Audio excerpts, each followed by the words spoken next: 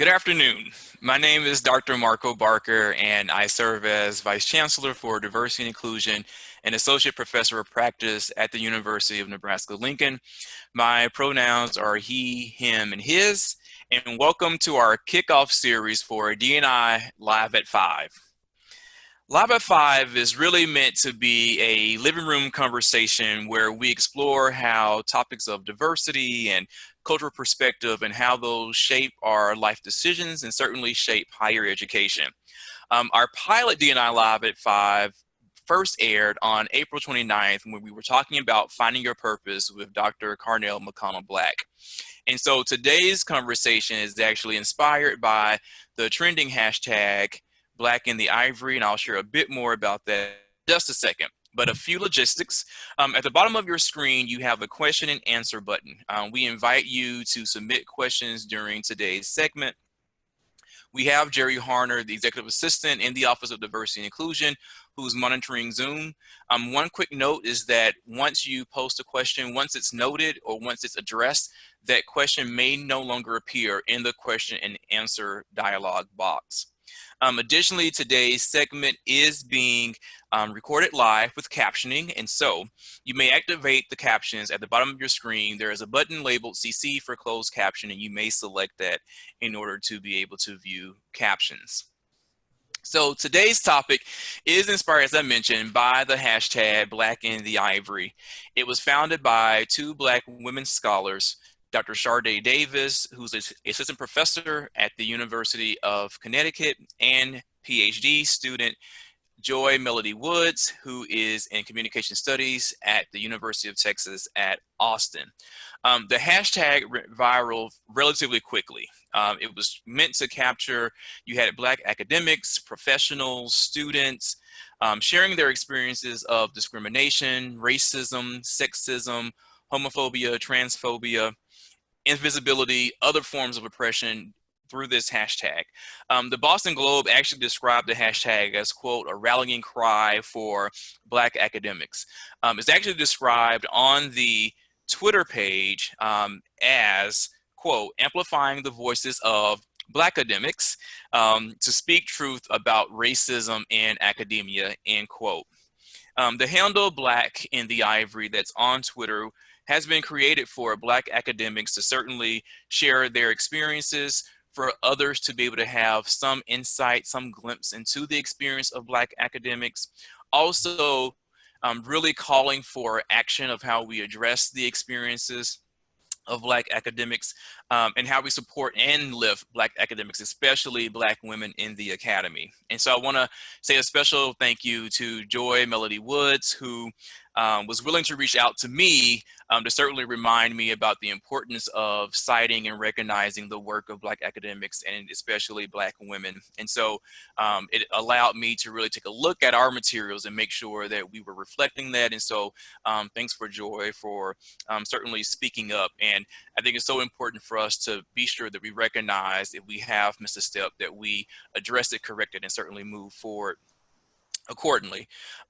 Hashtag Black in the Ivory, I thought was a great a great mechanism, great medium in terms of, again, sharing these glimpses of experiences, but they are just glimpses, right? And they don't necessarily capture the experience over a lifetime, over a career. And so it was really important to think about how do we create space to be able to have those conversations of what it means to navigate as being Black in the Ivory over your career. And so this Live at 5, I thought I would ask some former doctoral colleagues of mine to join me for this conversation about what our careers and what our experiences have been since starting our PhD journey, which we all started at the same place of Louisiana State University. And so you may hear some references to that throughout today's conversation, and we're very proud alums of our alma mater. I have invited Dr. Kirsten Edwards and Dr. Elon Dancy to join me. And as I mentioned, we go way back. I actually know Elon from a high school competition. We won't go that far back in today's conversation, but way back. And he was so instrumental in recruiting me to LSU which is where I met Kirsten, who I think was an advisor at the time. Kirsten, I think, advising, and then she later joined the PhD program, and so we had a mutual colleague that certainly connects us. And so we had a chance last year to actually meet at Dr. Dancy's house and sit on his sofa and laugh and joke, but also discuss our experiences with our careers, which have truly been some overlapping, some sort of shared similarities, but also some distinct differences too. And so part of that is inspiring today's conversation. So with that, let me say a little bit about our guest, and then we'll dive right into today's conversation.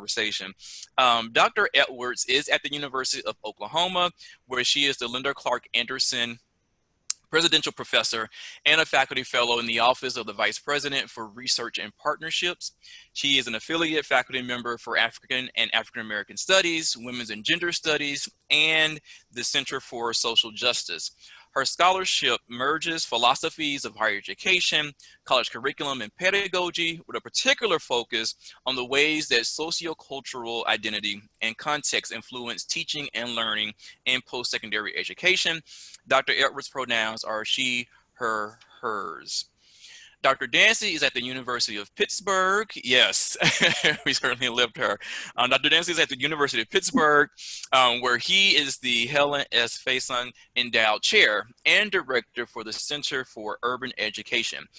As an education sociologist, and again, and once you hear from him, you'll hear more about how he thinks about the world from a sociological perspective. He studies educational settings as sites for social identity development. His research focuses on the issues of access and equity along educational pathways as informed by race, gender, class, and other socio-political locations. Dr. Dancy's pronouns are he, him, his. I should note, yes, I should note that both Kirsten and Elon are co-authors with Dr. James Earl Davis at Temple University on the article that was shared with all registrants titled Historically White Universities and Plantation Politics, Anti-Blackness and Higher Education, the Black Lives Matter Era. It's really a revolutionary way to think about, for Black academics to think about themselves in terms of the context and their relationship with existing structures of higher education that can be problematic.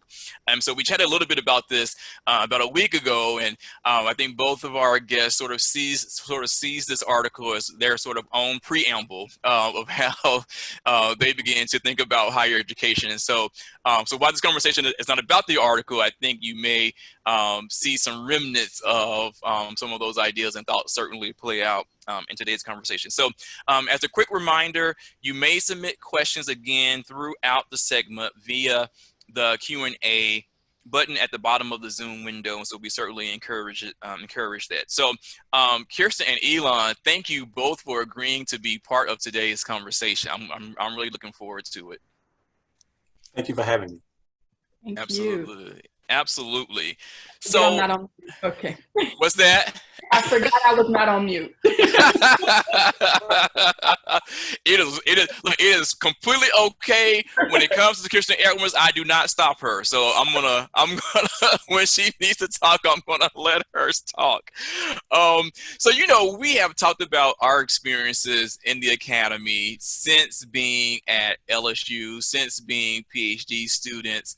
And certainly there's not been a lack of experiences and certainly a lack of sharing, whether it's the two of us or all three of us or the two of you being able to sort of catch up and share.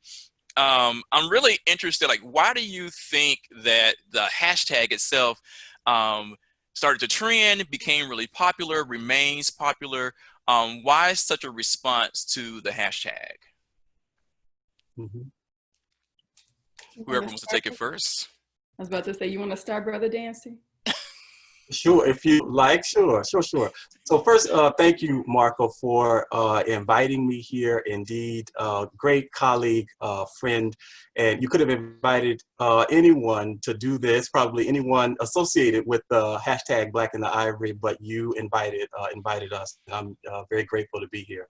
So the way I think about the popularity of the hashtag is about it offering a space to bear witness and to offer a space for testimony. So I think it's important as we think about the hashtag to also situate it within time. So it has emerged following the death of George Floyd and then the ensuing rebellions. And if we can think about those rebellions, which have happened globally, as global forms of bearing witness, where people have gathered to raise their voices, in the name of Black Lives Mattering, in the name of a perceived injustice.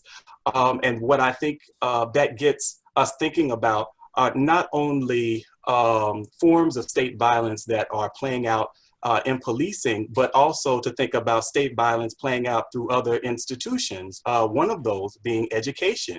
And I think that's one of the intellectual contributions that Kirsten and I are making in the plantation politics piece about the ways that education institutions also are vehicles for state violence. And so many of the kinds of subjugation, the kinds of discrimination, the very real outcomes of death that people are talking about in and around the George Floyd case, we can also think about, corollary moments in education. So it provided an opportunity. It's strong enough, what happened to George Floyd in this current moment of collective uprising, to also provide an opportunity for us to gather and bear witness and testimony about the higher education situation for Black people. Yeah, absolutely. Kirsten, thoughts, said? Yeah, absolutely. So again, thank you, Marco. In this moment, I'm just thinking about how appreciative I am for my doctoral education, like in primarily, maybe not just the curriculum, but the relationships that I built in the community that that a decade later I still have. So thank you for this beautiful reminder, Marco, for inviting us here. And I want to agree with Dancy. I want to agree with Elon about. I was going to say the same thing. It's a testimony. I want to add one particular nuance to it. So yes, absolutely, it's a bearing witness, it's testimony.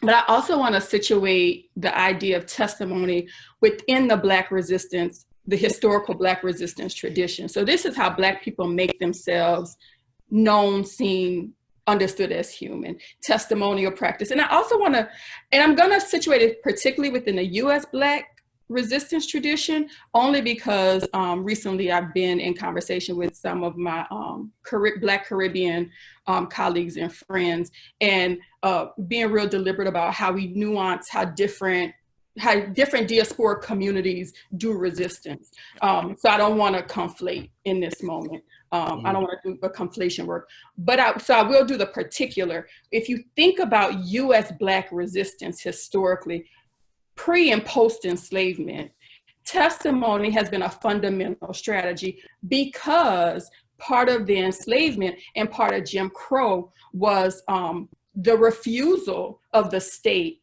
to give Black people credence in testimonial fashion. So we understand, like in the courts of law, Black people couldn't give testimony on their own behalf or even on anyone else's behalf. Their accounts were not seen as legal tender. Their accounts weren't seen as, we were structurally and legally barred from giving our testimony. So you see, even in that historical tradition, the significance of what's colloquially understood as the slave narrative, or narratives, autobiographies of the enslaved or of the formerly enslaved. Because testimony, because of the kind of legal, structural silencing of Black people, being so, Black people in the US context in particular, being so fundamental to the maintenance of white empire, or how it manifests in white empire here in the United States. So I think that going back to what Dancy said, is like it makes a whole lot of sense that in this moment, in this particular flashpoint, that is part of the long trajectory of white empire in the United States, that one of the first mechanisms that gets deployed is a testimonial practice, is the assertion of one's testimony and one's experience as legitimate and valid and true. Yeah, absolutely. I mean, I think that last part about the validity and because it's sometimes, you know, while we study these issues and we understand these issues, when we're experiencing them, and at least for me, like I have those moments where, is it just me? Like, maybe it's me. Like maybe it's me, and maybe I'm overthinking it. Maybe I'm not. And so this whole ideal about testimony and being able to see that there are other people who are in it, right? Like who are experiencing it, does absolutely bring validity to what each of us experience. And so absolutely. So I want to sort of go to Elon for a minute, who, and I think it's better to say this, who has, I would say effectively and swiftly rose in the ranks in earning full professor and tenure at a relatively young age, and I won't show your age on our segment today, but how do you know it's relatively? How do you do that? The stats, the statistics show that it was young. It was young. It's not relative. It's just young. It was young. Yes, it was young. Yes, absolutely. To be an endowed professor, an endowed chair, now leading a center, and I know we've chatted briefly about that. Probably some of your experiences were not surprising, right? But I can imagine there may be some that were more challenging than others, possibly. And so I'm really interested in particular, again, given all of your scholarship on identity and the construction of identity and race, all those factors, what were some of your most unlikely challenges, or maybe most challenging moments in your career, or moment in your career? Yeah. Yeah, so there are several challenging moments, and it's I don't know, that whether or not I frame them as likely or unlikely is actually a site of learning for me. So I think perhaps when I began my career, I had a theoretical understanding about what Black people experience, but I probably thought as I look over the whole of my life that I might have gotten to be an exception. You know, if I worked really hard, that some of the experiences that that Black people have within, you know, white U.S. empire, that those would somehow not touch me, that I could sort of outwork what was prophecy. That did not happen. that did not happen. And it reminds me of the James Baldwin quote that, you know, you think that you're the only person in the world to experience something, or that you won't experience something, but then you read, right? And then you learn that the things that torment you connect you to everyone who's alive, or everyone who has ever been alive.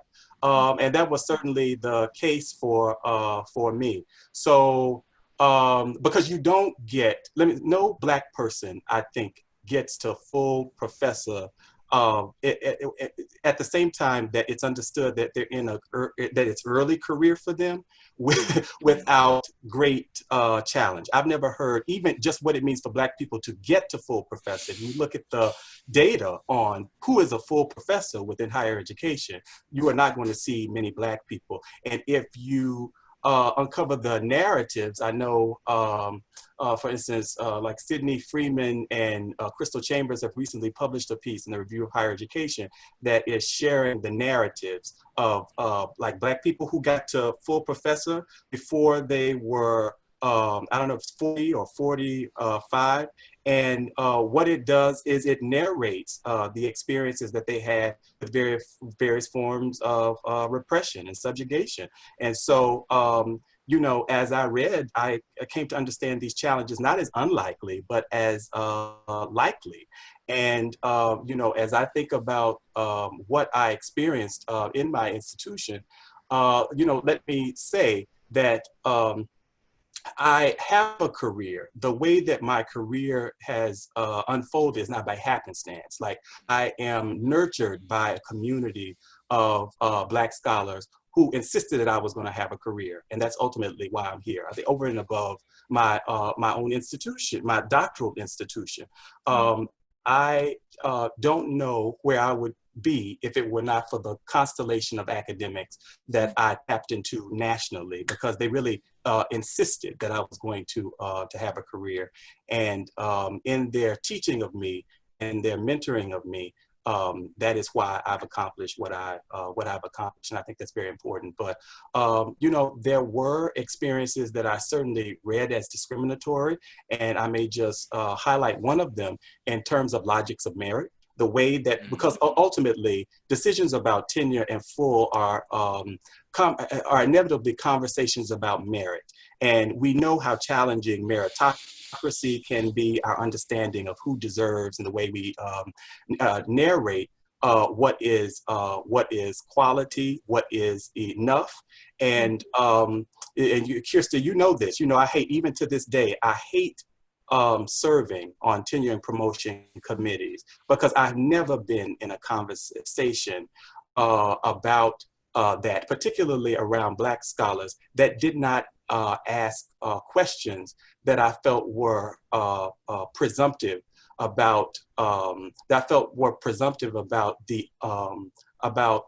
deservedness of Black scholars to be promoted to full professor or to be tenured, and the assumptions about what's quality or not. So for instance, taking a look, and there are examples of this coming out of the University of Virginia, you know, that's gotten a lot of national attention, where a faculty were making certain judgments about whether or not something was meritorious because he had actually published it in a journal that focuses on Black men. He's a Black man, therefore the publication itself is not quality. And there's just so much wrong with that. So when we can't read that journal as a scholarly peer-reviewed journal, what we're assuming is that quality actually follows where it is published. So there's not a read of that piece in order to determine whether or not it is advancing the discipline or not. Like, there's an assumption that where a piece is published means that it is quality. And I must say that some of the most unrigorous pieces that I've read, that I actually don't feel advances the discipline at all, have been published in journals that were associated with very, very low acceptance rate. On the other hand, there are pieces that have been entirely important to my own development as a scholar, and I would argue to the development of how we understand Black people in higher education, that were not published in particular places, that have advanced the discipline so much that you cannot even have the conversation without citing to these pieces. So the inability to read those nuance and a particular kind of like coterminosity, which is like essentializing what is quality based on where it is, how it shows up, I think is a problem. And you know, that I think many Black scholars, no matter what they do. I've also seen Black scholars who published in really canonical ways everywhere people say you're supposed to be published. And I've seen committees still raise questions about merit and about appropriateness, as though the place where they published is now more tainted because they have actually published there. Yes, so those are examples of, I think, the kind of experiences that many of us have. I was, you know, I was no different in that, but I was able to weather the storm. So sorry for that long answer. That's a big question. I knew it would be. I knew it would be. I probably should have said Kirsten first. I'm just kidding. Just kidding. Kirsten, is there a moment that stands out for you? No, I think there are many moments that stand out in my career where I felt like, when I felt like I knew, I don't want to make it feel as that I knew that it was that I was, there were structural violences towards me as a Black woman.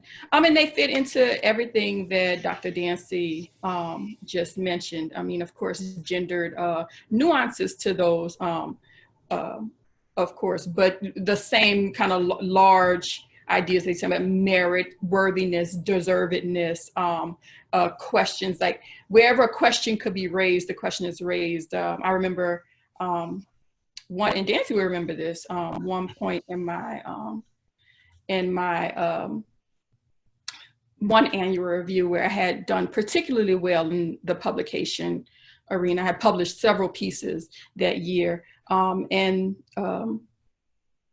there was a concerted effort on the part of leadership to just discredit line by line. Like in my annual review was literally line by line a discrediting of the value or the quality of each piece, to the point where they were trying to make relationships, you know, like trying to surmise if there was a more personal as opposed to professional relationship with editors of journals and things like that. So yeah, so surmise it to say just as a large question of deservedness and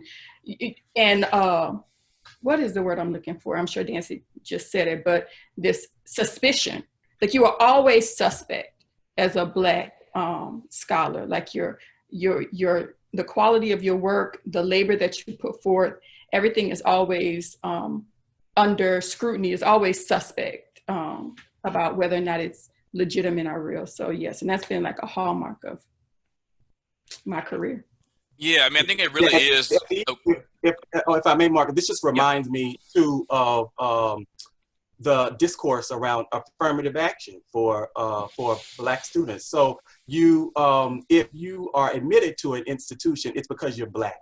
You never merit. So for people who are sort of anti-affirmative action, opposed to affirmative action, there are always these assumptions that that Black people don't merit admission, or that they took a more deserving white person's space.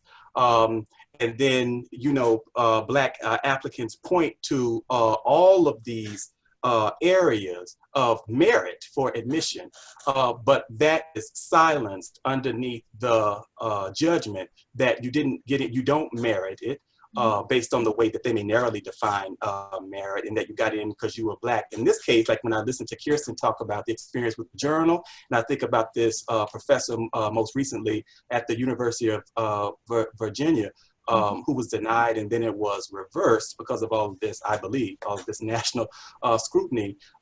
There, it's not quality, right? You don't merit it, or you didn't merit publication. You got into the journal because you are Black.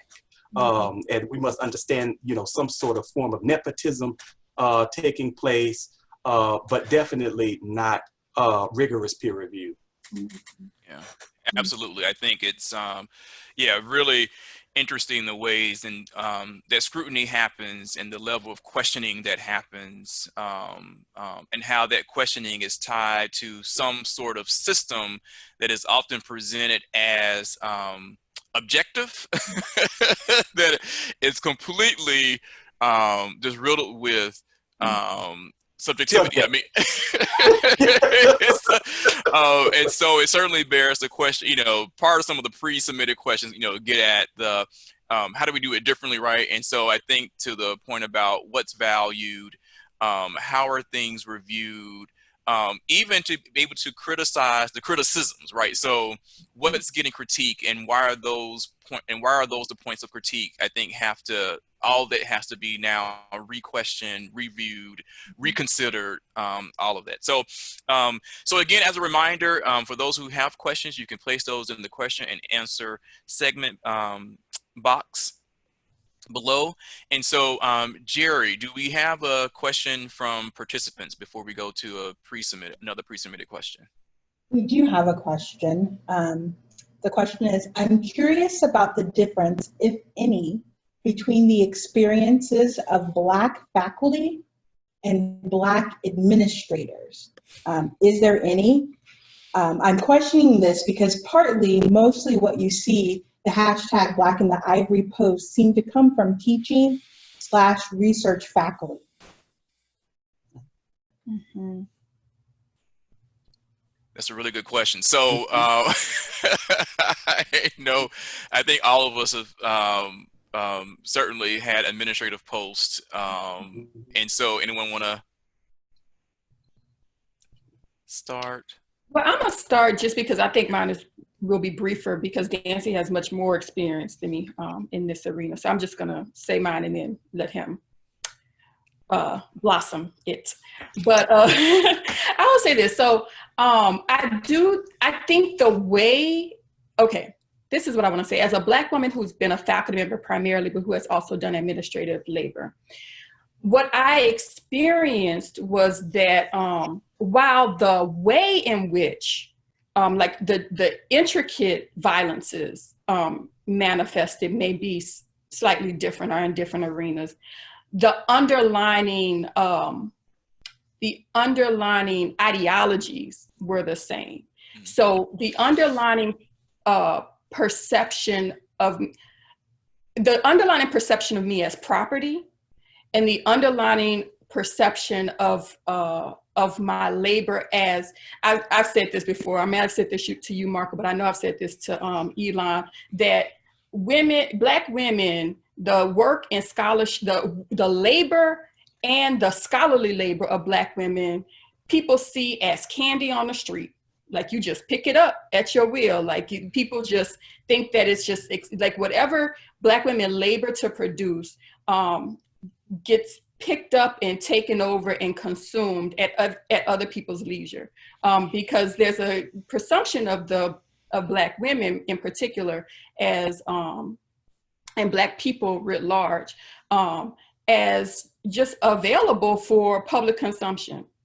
And so I saw that that basic ideology play itself out in both arenas. So whether it was, my ideas as a scholar just being taken up as somebody else's, or camouflaged, or I've had conversations with as a scholar had like how you have collegial conversations with other scholars, and you're just shooting out ideas and you just working, mulling over, theorizing together.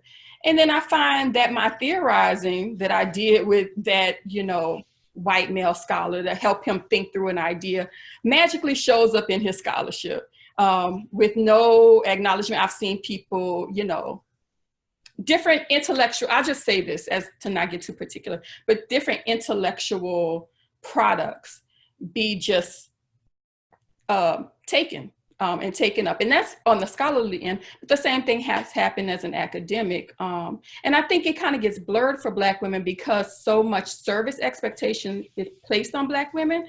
So it gets placed as service or identified as service when the amount and quality of the labor is indicative of an administrative post.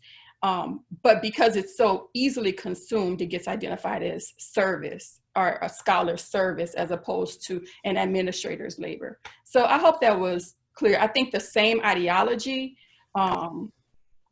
plays itself out. It just plays itself out in particular arenas, depending on where you're located in the academy. Mm-hmm. Yeah, on to me. Yeah. Yeah, and then Marco, you might also want to participate in this conversation too. As someone who has held a number of administrative positions, I would certainly agree with that. And you both, as a lived experience, I've been both a faculty member and an administrator, both at the same time. Even I certainly have read the literature around Black administrators and Black faculty and Black students too. Like there are mirrorings of our experiences when we look across Black populations in historically white institutions. So whether or not we're talking about issues of access, or we're talking about issues of retention, if we're talking about issues of promotion, even in many spaces, if we're talking about, some of the findings, I'm thinking about Roland Fryer's work around naming, the kinds of aesthetic kinds of judgments that we make on people. That's not so much about the content or about their qualifications, but about whether or not we think they're Black just from the vita alone. And what that would tell us about who gets hired and who does not get hired. We can think of instances where that happens in administration, and when we think about faculty. Very important, I think, to pay attention to the idea of tokenization.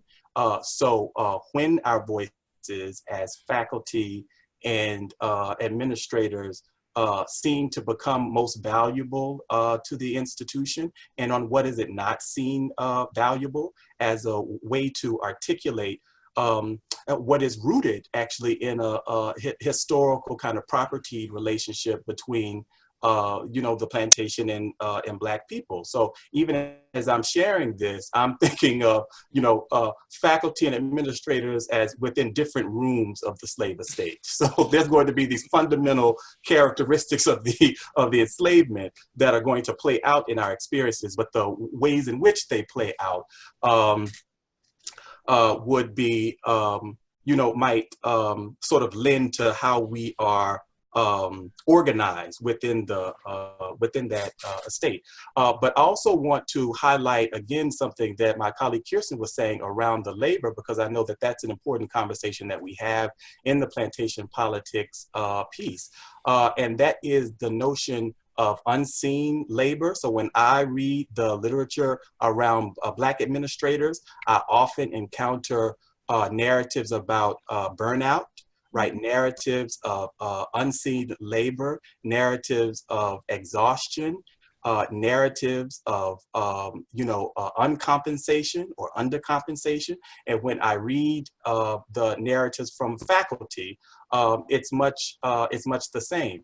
And that is always troubling for me, because one of the arguments that we make in this piece are the ways that Black people are not understood as laborers, or the way that labor is not a characteristic or a natural characteristic for the slave, which is quite the interesting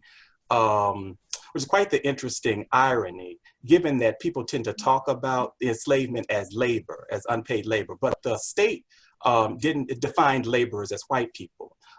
Black people, although we labored as property. And what that also does is it excludes us from the state framings of laborer, because they're also excluding you from state framings of human beings and of citizens. And so that when these findings, both in administration and faculty, show up in terms of unseen labor or unrecognized labor, I think the challenge that presents for colleges and universities is a need to really dislodge this association that exists, that is between Black people and property. Yeah. Yeah. Can I say one final? Yeah, go ahead.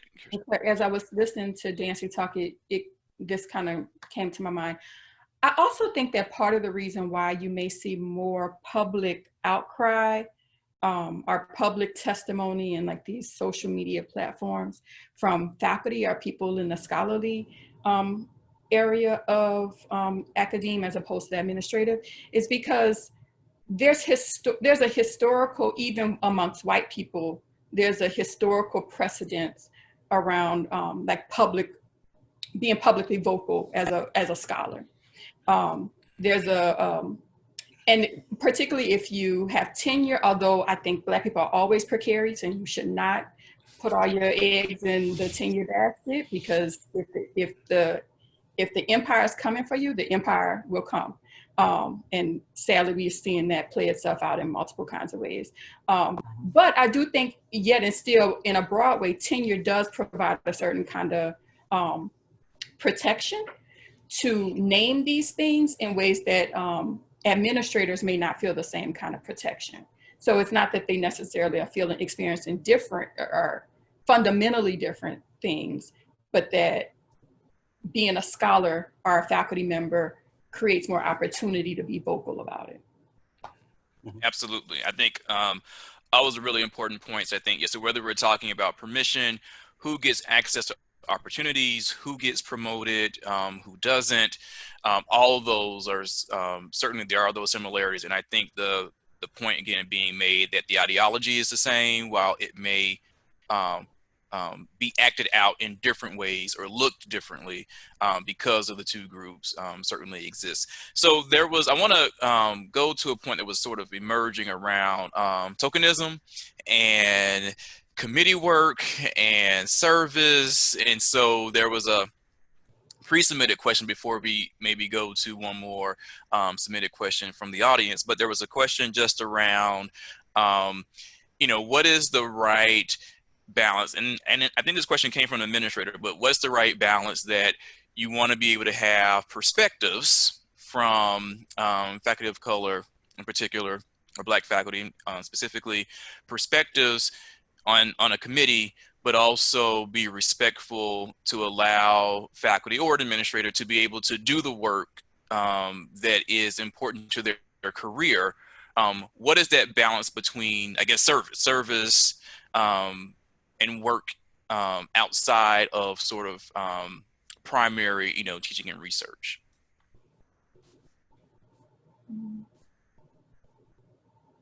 And I know, Elon, you had sort of started down this road between tokenism and when someone's invited to contribute and when they're not. You want to, I guess, speak more about that? Or Kirsten? Yeah. So, so I had a chance to look at that question. I think I was probably reading it in a couple of ways. The first way I was thinking about that question is for Black people. So I'll take that up first. Like Black people who are asked to do administrative work, like Black people are asked to be associate deans. And sometimes Black people are often asked to do associate dean work before they are full professors, which does not lend itself to a particular kind of structural support or even political support that may be necessary. It can actually add precarity. And I think some of the logics that often undergird the selection of Black people for associate deanships have to do with the need to look diverse, but also to get the work done that you want to get done, while not necessarily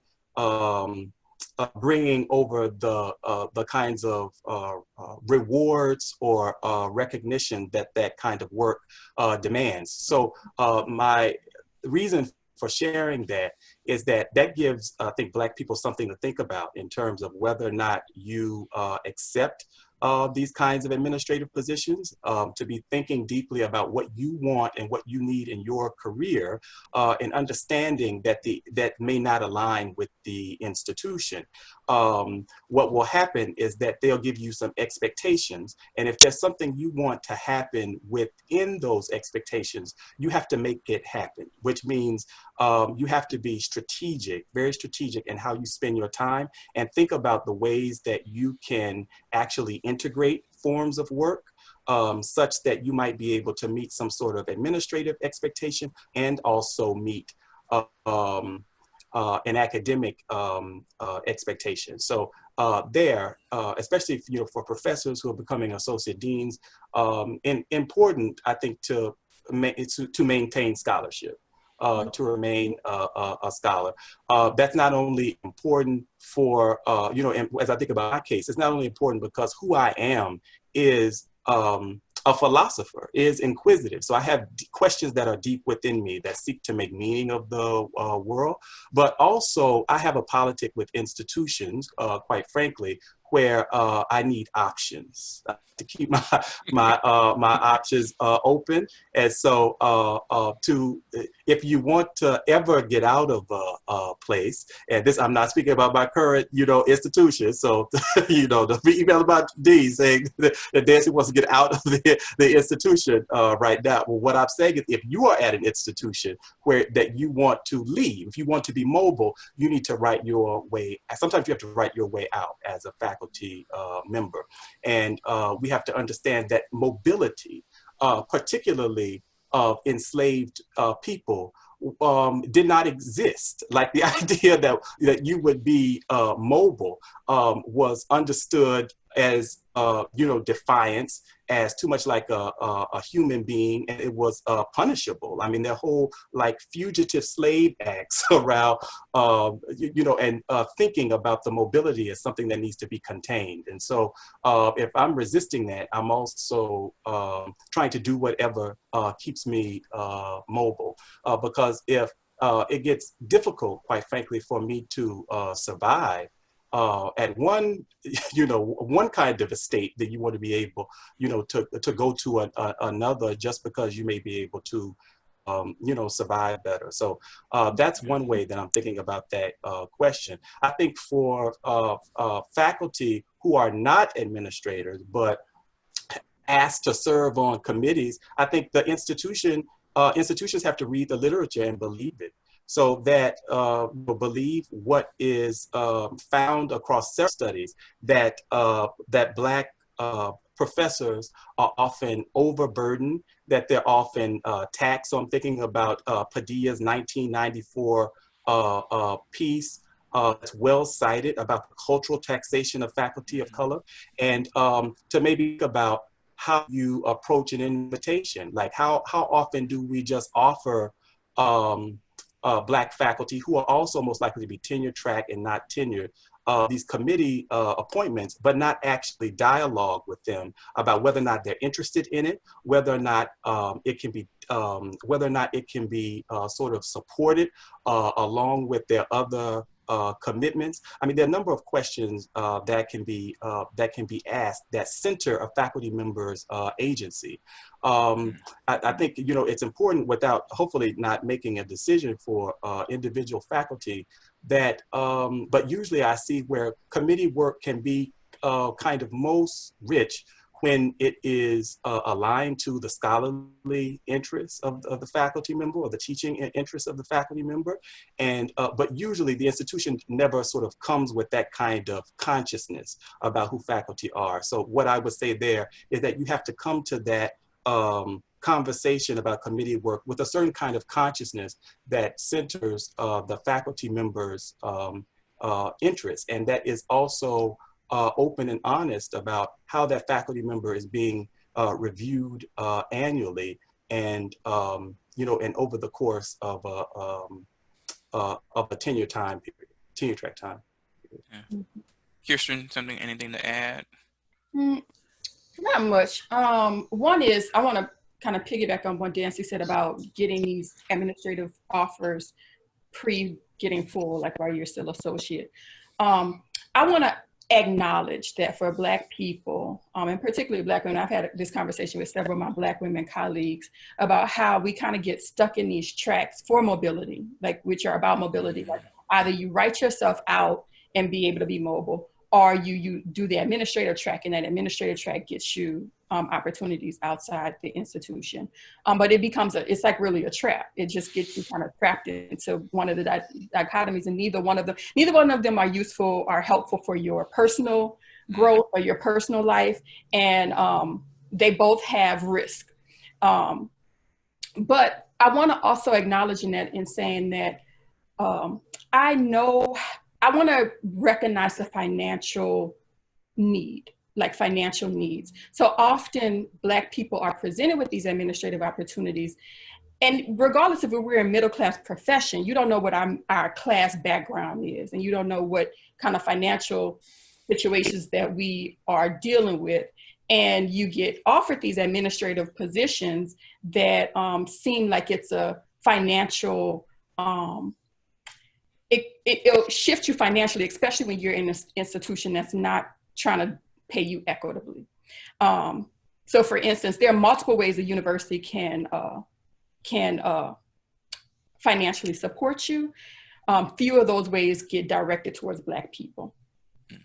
And so, for instance, as an example, I worked on a campus-wide awards committee where we were doing analyses for like the high-level campus awards that often came with like a financial compensation, either in perpetuity or at least for a period of time, like thousands of dollars.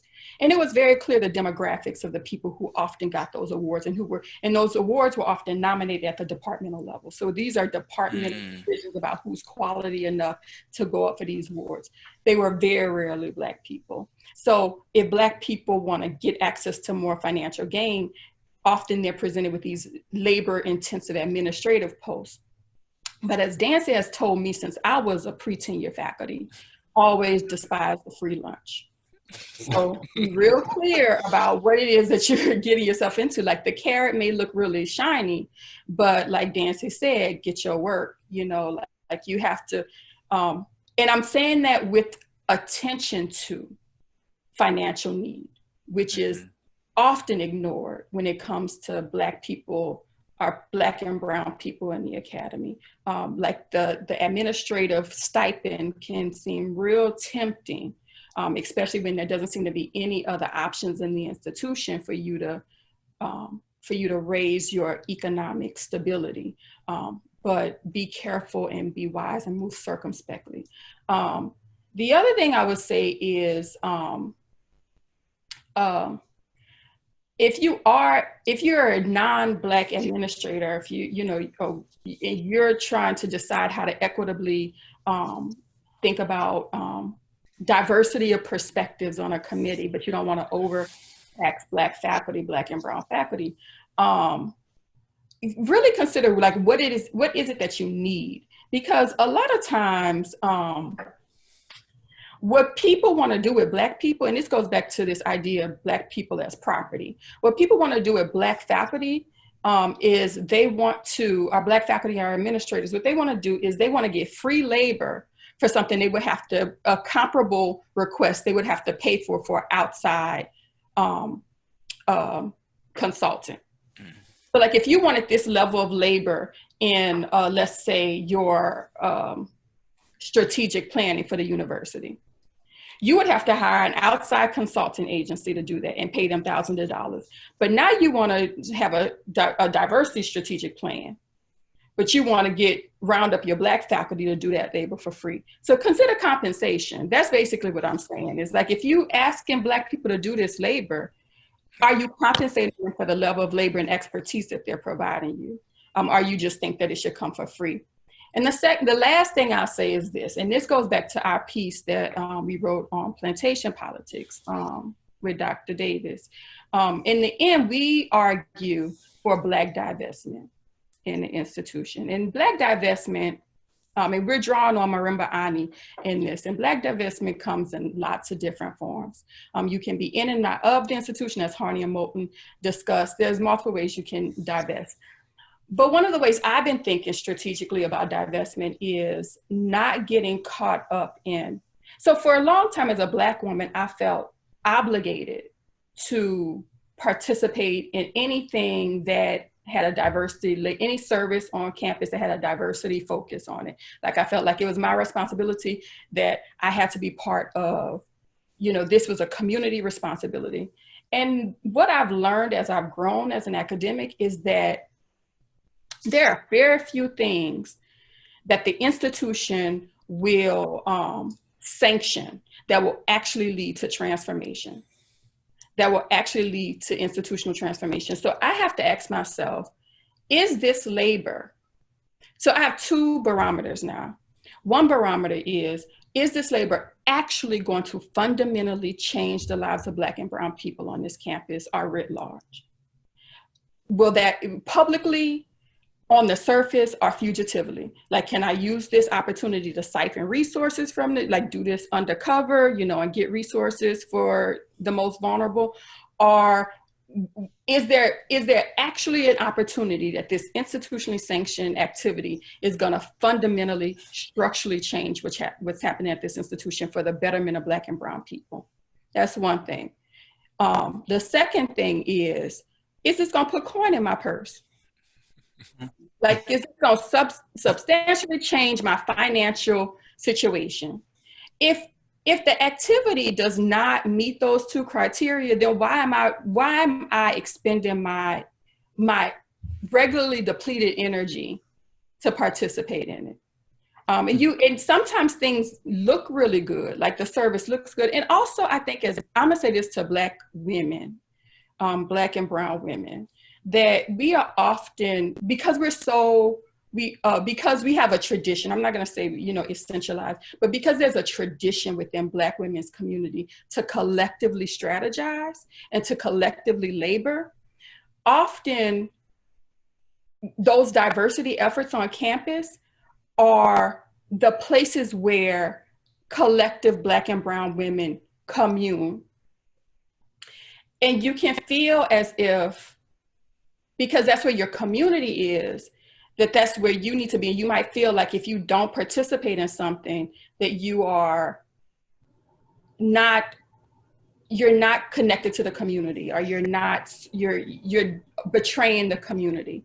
And some people haven't gotten wise, some people haven't gotten free from institutional barometers of success. Some people have still bought into the assumption that things with diversity on it that have institutional sanction are important in markers of success. Even people in your community. And you have to get to the place in yourself where you're making clear distinctions about what is worth your very precious labor, regardless of what people have to say about that. And I think what's important for institutions to recognize is that we're, particularly historically white institutions, are nowhere near what could be understood as a critical mass of like faculty, usually, and administrators. So if we're so, I think the language that's often used in the field is underrepresented, then there is also an over-laboring that we need to assume is happening just by virtue of the small numbers. And even as I think about the moment where we are now, so in this current moment of George Floyd rebellions, there have been a number of statements that have been issued across higher education institutions. And I don't know if this is the case for Kirsten, I want to speak for her, but for me, if I let them, institutions would run me into the ground with the invitations that I've gotten already. So there are multiple units across the universities that email. At the same time, I have administrative positions. I am directing a center, but I'm also chairing the dissertations of many students who want to push a critical analysis in education. There are also white students wanting to push a critical analysis in education, but because the faculty is so underrepresented within the entire school of education, all of those students within that school are often coming to the same faculty. And if there are students in other areas of the school doing research that they think is even loosely relevant, you'll get called. And then there are other academic units across the university, other academic schools that are also seeking you for committees for those students, because those students either, no one on the committee feels comfortable enough or confident enough to supervise a student's research that is asking particular kinds of questions. And then they're all sort of organizing faculty collectives and statements that people are writing, where they also feel that they need a particular kind of like expertise or a particular kind of interest area. And what that adds up to is a lot of labor. A lot of labor that the institutional mechanisms associated with review and merit really are limited in being able to count for. So we have to be clear. So that's something I offer for institutions, but what I think I would offer for individual Black faculty is, no, I think, well, I offer this for individual Black faculty, but for students, institutions too, that we have to be able to say no because that's a part of agency, and we have to be able to say no without retribution, without fearing retribution if we say no. And speaking of labor, we are at time. I know we could spend a great deal of time being able to talk more about this. And so for our audience, we will be planning to record a private Q&A session where we follow up with our guests and answer more of your questions that were not addressed, either the pre-submitted questions or those submitted through this particular segment. And so we will absolutely make that available to those of you who had questions. At this time, I want to thank Elon and Kirsten for always being amazing, but certainly being available to be a part of this experience. For your reference, we are placing a link to the feedback form in the chat, and we hope that everyone takes a minute to at least copy and paste that particular link into your web browser so that you can complete the evaluation. Feedback is really important to us as we continue on with this particular series. You will also receive, for those who register, would also receive a copy of the registration in their email as well. And so I want to, again, thank our audience for joining us for D&I Live in 5. And again, a special thank you to Dr. Edwards and Dr. Dancy for, again, being great colleagues. I know that this work is difficult. Navigating these spaces can be difficult, but I think what was spoken throughout this is that being able to have a community that is there with you is so important, is so critical. So I'm so grateful to have both Elon and Kirsten as part of my community in this work. So thank you both for being able to do that. Again, we've already provided information of how to contact Dr. Dancy and Dr. Edwards. And so again, thank you and enjoy your evening.